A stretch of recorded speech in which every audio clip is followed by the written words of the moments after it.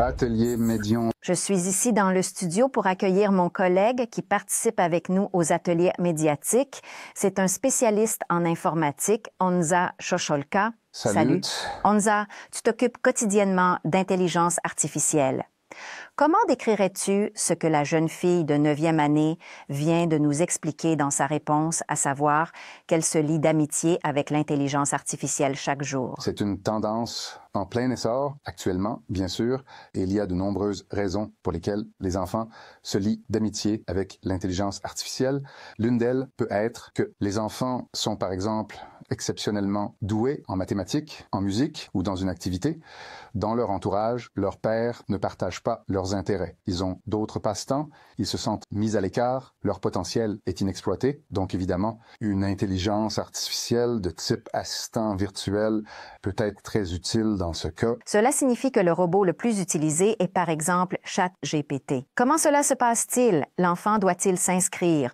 Ou que recommanderiez-vous dès le début si l'enfant veut se lier d'amitié ou communiquer ainsi avec l'intelligence artificielle?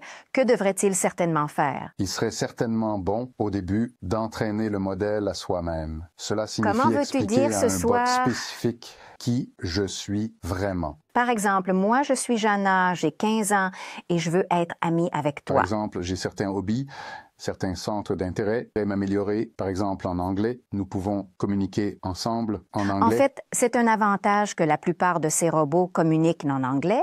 Donc, cela a l'effet positif que les enfants apprennent cette langue, n'est-ce pas? Oui, la plupart de ces modèles plus petits, surtout ceux spécialisés comme Character AI, communiquent principalement en anglais. Cependant, les grands modèles de langage comme GPT permettent de communiquer de manière très efficace aussi en tchèque. Et quels sujets peuvent être abordés? Donc, il y a bien sûr une multitude de sujets, mais on pourrait dire qu'ils sont limités uniquement par les lois du pays concerné, ce qui signifie probablement que le chatbot ne vous expliquera pas en détail comment fabriquer une bombe atomique. Revenons maintenant à cette amitié avec le robot. Cela m'a intéressée non seulement positivement, mais cela m'a aussi légèrement effrayée, car quand j'imagine que c'est mon enfant et qu'il se lie d'amitié avec une intelligence artificielle, je me demande si c'est correct et si l'enfant ne perd pas le contact avec la réalité, qu'il ne veuille pas se socialiser, qu'il ne cherche pas d'amis, mais qu'un robot lui suffise. C'est un peu comme toute autre technologie. Cela signifie que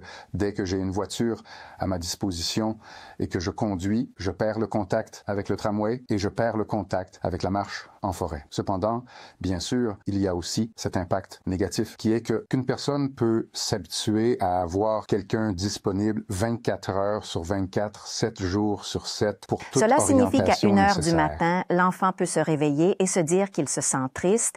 Alors, il va écrire à son ami, le robot.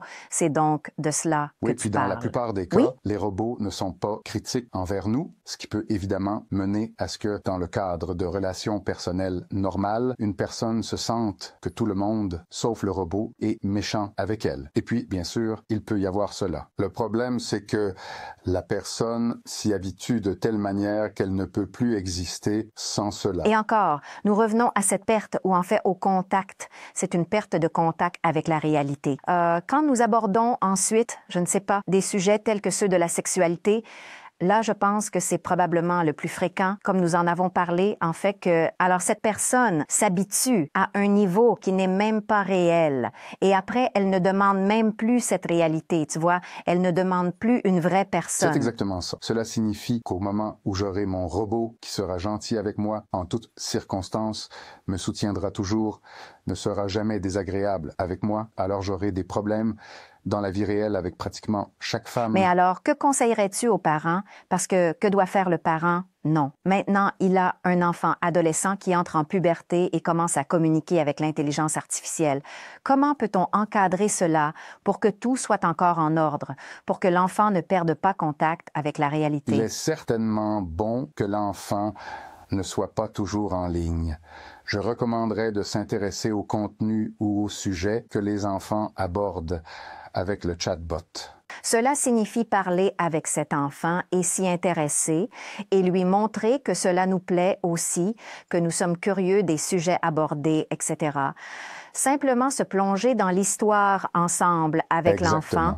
Quelque Exactement. chose comme ça. Je recommanderais simplement de s'ouvrir à l'enfant pour qu'il s'ouvre à moi. Parce qu'aujourd'hui, pratiquement chaque enfant a un téléphone portable. Chaque enfant est à l'école primaire. Donc, on peut dire que le contrôle des parents ne peut jamais être 100%. C'était Onza Chocholka. Merci pour l'entretien et pour nous avoir si bien expliqué le travail avec l'intelligence artificielle.